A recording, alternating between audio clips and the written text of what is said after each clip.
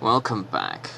This is part 1 of a 6-part series where I plan to delve into the live-action series of the enigma known as the Resident Evil live-action film series, written and directed by Paul W.S. Anderson, because they didn't get George Romero, which they might have gotten for the first one. He almost made the first one. I think he wrote the script for the first one, but they decided not to use him, and they decided to use somebody else.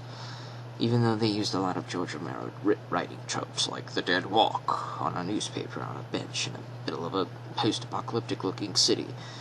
Because of course, when you write about zombies, you think about George Romero. You think about Night of the Living Dead. You think of Dawn of the Dead. George Romero. He's the zombie guy. Now, the zombies clearly are something that it and science can't really commingle. So for a logic person who tries to ground a lot of things in logic, you have to suspend that type of disbelief.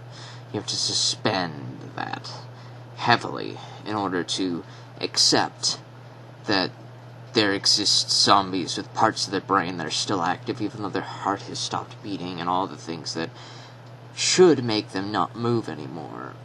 They're still moving. They have a sensory motor cortex in the brain or whatever that's still active so that they can feed and move and sometimes run. And it's all grounded in a virus and science, and basically a virus has hijacked the corpse. The corpse is dead, but this virus is programmed to tell the corpse to do things. And that is as most science-y as I could probably make it without going into stupid territory. So that's how our zombies are. We have Plagas zombies in the 4th, 5th films, because, I don't know, Paul W.S. Anderson realized that Plagas were a thing in the 4th Resident Evil film, despite having made Resident Evil 5 cutscenes back-to-back in the 4th one. But we're going to talk about the 4th one when we're talking about the 4th one. We're talking about the first one today. And tomorrow, we'll probably talk about not tomorrow, Monday. No, not Monday. Someday, the next time you see the second video up is when we'll talk about the second video. I don't keep schedules. I'm not going to tell you when there's going to be the next video up, because when the next video is up, you're going to know it's going to be up. Not because I have told you that it's going to be up, but because you've clicked the subscribe button, and you are notified when the next video is coming up. So when the next video comes up, that's when it comes up! So we're going to talk about the first one with the main character in all 6 films, Alice. Why is she called Alice? Because they wanted to have Alice in Wonderland tropes. And as far as the tropes go, you have Alice. The Red Queen is the Red Queen, which is the AI computer. And then you have the Rabbit Hole, which is the Hive. 3 nice, lovely Alice in Wonderland tropes for the first film. The first film is the least affrontatious to this series, because it feels like a tucked-away side story that does not interfere with the main canon in any way, shape, or form. It feels like this is something that could have happened away from what was actually happening. So we don't have to worry about this story. We just watch it if we want to, and we can ignore it if we want to, which is what a lot of people did. But for those who failed to ignore this film and watched this film, and sometimes, if you're like me, the small demographic who may have enjoyed this film, you realize that it's not bad. It's not shit. It's not canon to the main series, of course. It's its own canon, but at least it doesn't insult the franchise. It doesn't insult the franchise. Yet. We'll wait for the sequel to do that. But at least the first one was fine. And with my colorful commentary, the characters in this film, we have Amnesiac Alice. We have the Amnesiac Solomon Kane, who is also known as James Purefoy, the actor. I don't know the name he plays in this film. I don't fucking remember, and I don't think I care. He's Solomon Kane. And then we have the cop Porter. The cop Porter is a cop who is a reporter. He's a cop Porter. He was in the mansion when the film started because he knew that Alice was his contact. He didn't know what she looked like, but he knew that there was a contact that was going to give him something so that he could expose the Umbrella Corporation for all of the sneaky crap that they've been doing. And that's the premise, how we start this film. So, Solomon Kane steals the virus and the antivirus. He lets loose the virus because, I don't know, maybe he was expecting to use that to distract the AI from the fact that he was stealing the virus.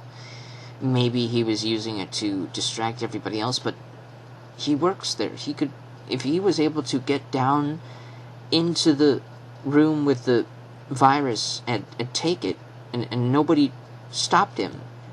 If he was able to, and he was able to walk all the way out, because he was able to walk out before, and it was just, I can't, the brain, no logic, can't find any. To suspend your disbelief and suspend logic, because movies have to movie. This movie has to movie, because if this movie was logical, it would have been over in 5 minutes. And we can't have a movie for 5 minutes. We have to have a feature-length film.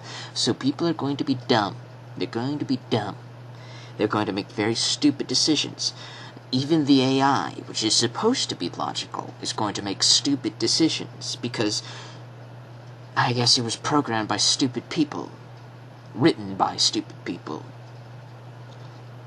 So, we have some cyber commandos who are told to go in and find out what happened, because the Red Queen shut everything down. They want to bring everything back up and running. I don't know.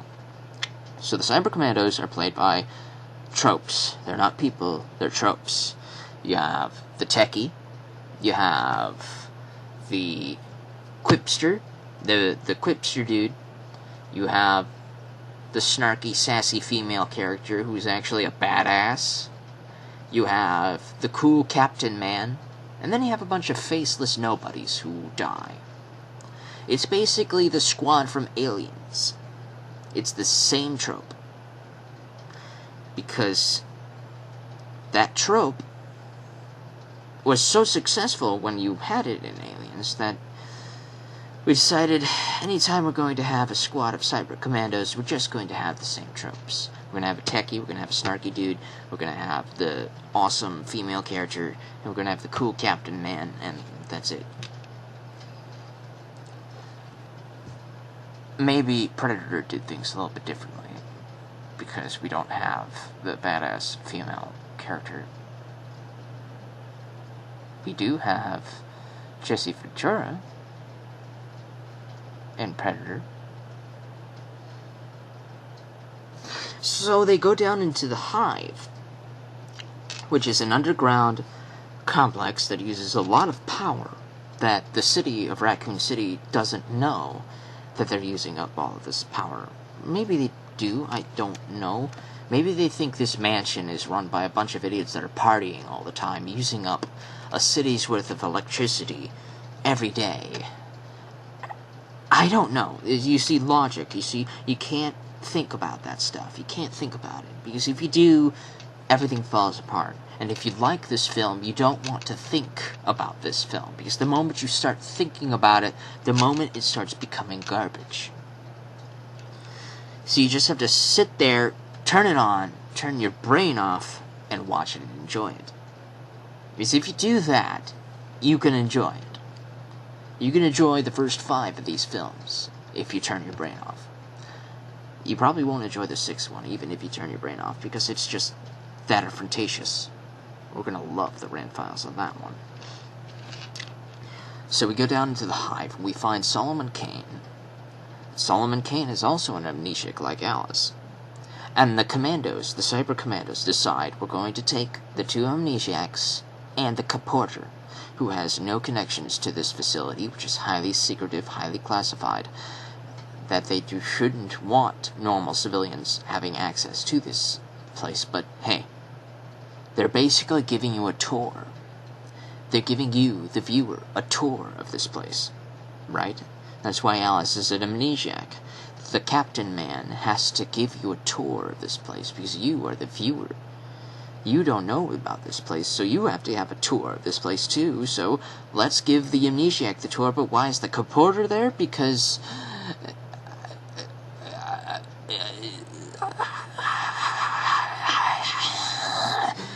so they go into the feeding hall. The feeding hall is where they make all these little monster dog things, these giant four-legged creatures, who are experiments from the second game.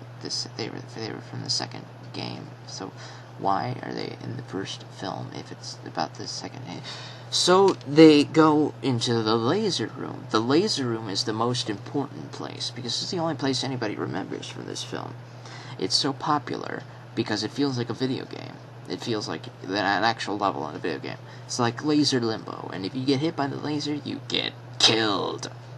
And Captain Man and all the other nameless mooks go into the laser grid room, and they all die.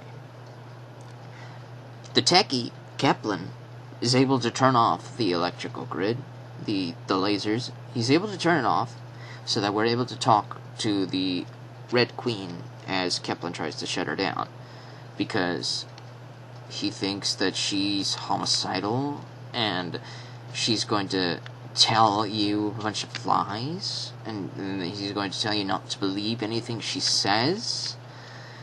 Why didn't you program her? If you've played the Halo games, there's a thing where the AI becomes rampant. When an AI becomes rampant, it becomes crazy. I don't know. It's the scientific explanation for why AIs stop doing what you program them to do. And that's basically the idea of the Red Queen, and what Kepler's trying to tell you the Red Queen is. Kepler thinks the Red Queen has run rampant. The Red Queen is rampant. She's off her programming rocker, and she's doing crazy stuff. So that's his explanation. That's his explanation to you on why they're shutting her down, before allowing her to explain why she killed everybody, why all this crap has happened. Because he has to tell you that she's going to lie, no matter what she says. It's going to be a lie. He has to tell you that, because if she told you that she killed everybody because a virus escaped and everybody was infected, and she couldn't afford to let anybody leave the facility to infect anybody else on the surface, so she killed everybody and locked everybody down here to prevent the virus from escaping, which was actually what her programming was actually intended to do. If he allowed her to tell you, the audience, and everybody else, that, the movie would be over. We would go like, oh, so that's why you did that. Okay, so we just need to purge this facility, just blow it up. And the Red Queen's like, correct, blow this up, kill everybody down here, destroy all the evidence. So that's what they should have done, but then we wouldn't have the rest of the movie. So we have to have the rest of the movie. So what Paul did was, let's not have the Red Queen be smart. Let's just tell you that the Red Queen's a liar, that she's run rampant, and that anything she says will be a lie. So that's why we shut her down right away, to prevent her from telling us that the virus has escaped and that all the locked doors are to keep the zombies from getting out. So once we shut her down, the zombies do get out, and they start killing people. One of the Cyber Commandos dies right away, and then the rest of the Cyber Commandos have to hide in various rooms and talk about how bad things are. And sometimes one of the characters gets split up, and they find something. And Alice, she gets split up and finds the dog room and kills some dogs because she remembers her combat training. Because it comes back in little flashback bursts. So she remembers her combat training, and then she remembers she's a physical badass, and she's suddenly more badass than these trained cyber commandos, and she takes charge of the cyber commandos because Keplin's not somebody who you want in charge, and Rain is somebody who doesn't want to be in charge. So Alice takes charge because she remembers she's a combat genius, badass fighter. And Solomon Kane doesn't remember that he's the bad guy who started everything until it's convenient to the plot for him to remember everything all at once. So they turn the Red Queen on so that the Red Queen can finally exposition the plot to us. The Red Queen tells Alice and the characters, "Oh, I shut the doors because a virus escaped." And Alice is like, "Well, why didn't you tell us that before?" And the Red Queen says, "Well, because you wouldn't have believed me."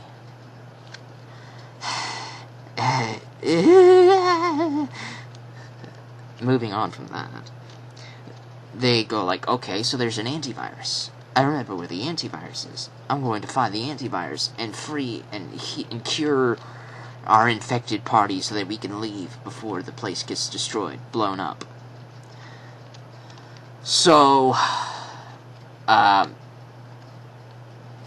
they find the virus is gone because Solomon Kane stole it, and Solomon Kane remembers he stole it, and suddenly his accent changes. He has a different accent now. I don't know how amnesia can change your accent. If you were from Queens and you suddenly had amnesia, would your accent go away? Would you start sounding normal English? And then when your memory comes back, will you suddenly have a Queen's accent again? I don't think that's how it works, but maybe. That's actually very interesting to research off camera. But since we're on camera, I'm not going to do that right now. So, the Solomon Kane realizes he's a bad guy. He just remembers he's a bad guy. So, he locks the remaining living characters in the vault place where the stuff happens. And then the Red Queen's like, "Oh, I can unlock the doors if you kill the infected party." Oh, and Kepler shows up.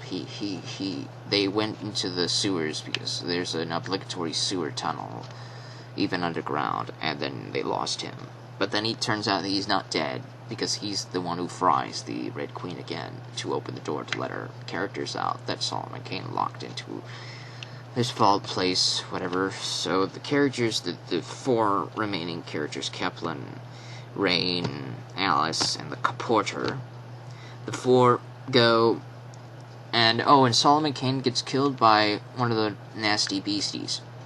So he's gone. And then they get onto the train, and the beastie chases after them. Rain and Kepler die, and then the beastie dies, but not before infecting the Porter. Oh no, not the Porter! So they make it to the surface. The hive closes. It doesn't self-destruct. It just closes. The doors, they just close. But you can open the doors. You can open the doors if you wanted. So another team was there right away.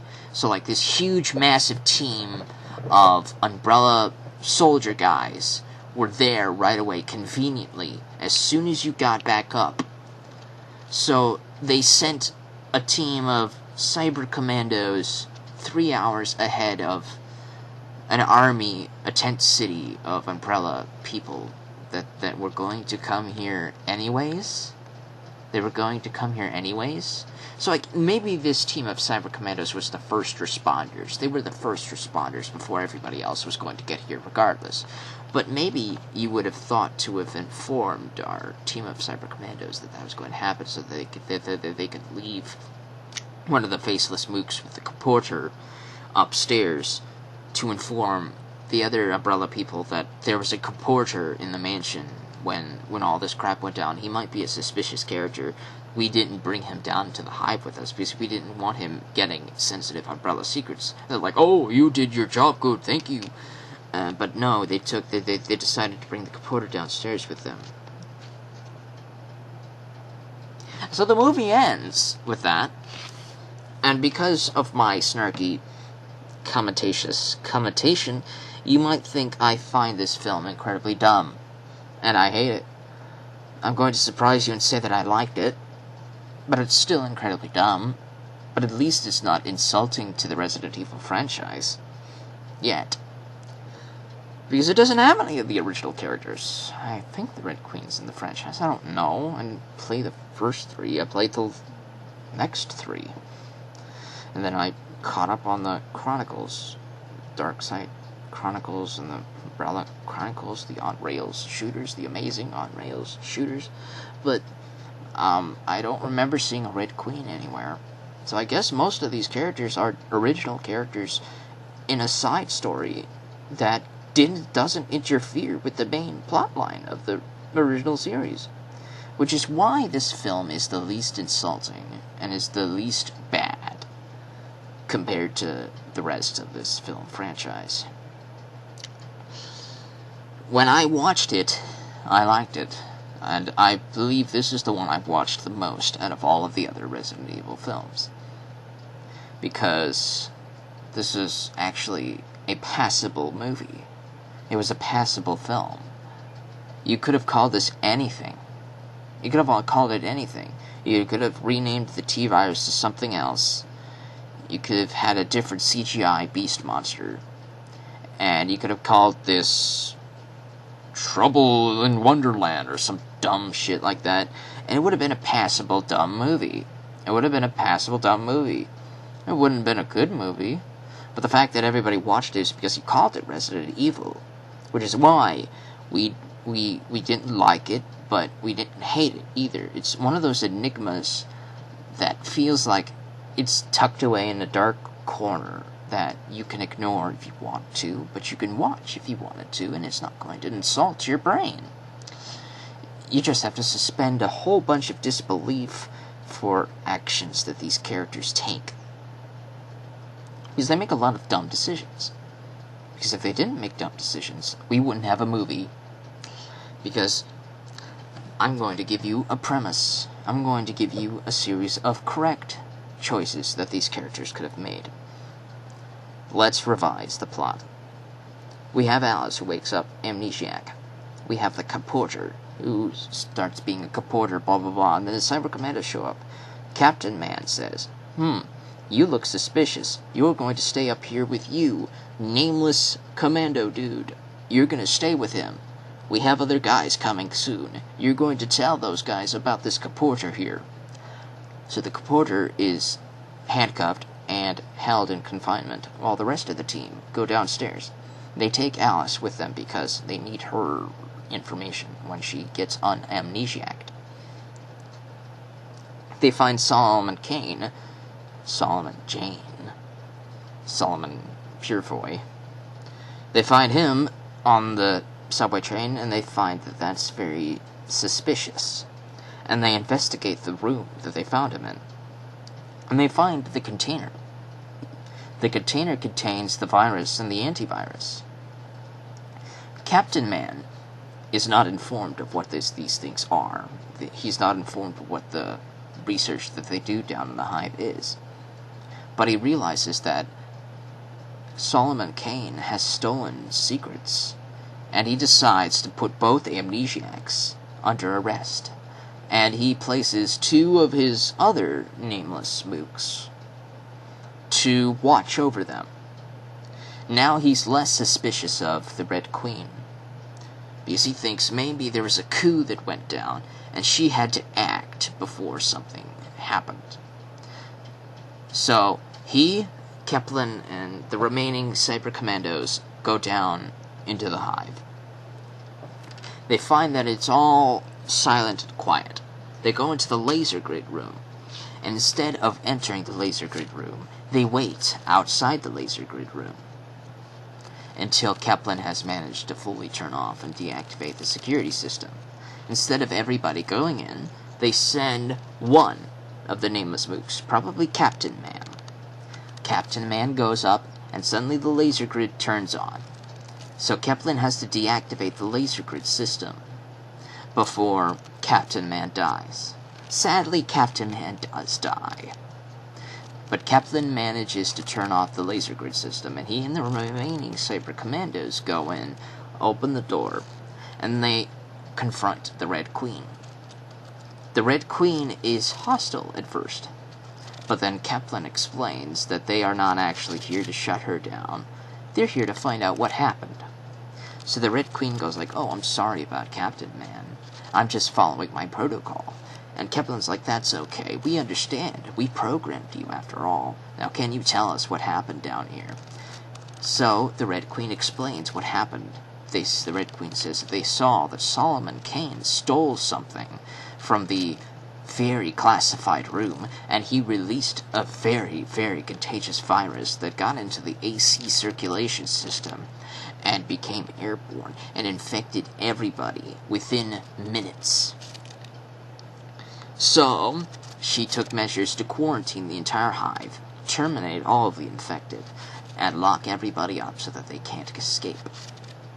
And Kaplan's like, "Oh dear, that's some very bad juju that went down. We need to shut this system down. We need to terminate this hive. We need to initiate self-destruct protocol." And the Red Queen goes, "I agree. We need to make sure that these things don't get out." And then she initiates self-destruct protocol. And Kaplan and the other Cyber Commandos have to get out before the timer runs out. Luckily, all of the doors remained locked, so the zombies don't get out. They leave the hive before the hive blows up. They take Solomon Kane under arrest, and they presume that Alice was also part of this issue, and they place her under arrest as well. They also place the cop porter under arrest as well. They take all three prisoners upstairs when all of the Umbrella people show up. And before they could do anything, there is an explosion downstairs as the hive exploded. It just explodes and all of the evidence is gone. So, the movie ends. Umbrella probably wins. I don't know. But that seemed like the logical idea that these people should have taken, instead of whatever happened. Because these are supposed to be competent Cyber Commandos that follow a protocol. They don't do dumb things. The AI doesn't do dumb things. But, you know, a 20-minute film wouldn't satisfy. We have to have, like, a fucking feature-length of action-paction film. So, that's what we got. It's not as intelligent as it should be, but then again, Resident Evil wasn't intelligent really to begin with, especially that original dub. "You're almost a Jill sandwich. You, Jill, the master of unlocking." So that wasn't really expert script writing, to say the least. But they tried. They tried with this film, and that's probably all that counts. This was probably the least offensive Resident Evil film in this franchise. And I liked it. Even though it was dumb, I liked it. This is going to be an Audiocast Rant Files 6-part series going into this film series. If you liked this first part, then maybe subscribe, maybe like this video, maybe make a comment when I turn the comments on, because every time I upload a video, the comments get disabled, and I have to go back in and re-enable the comments all the fucking time. I don't know why it does that, but it does. It doesn't matter. It's not going to bother me. These films don't bother me. Stay tuned, and remember, be imaginative.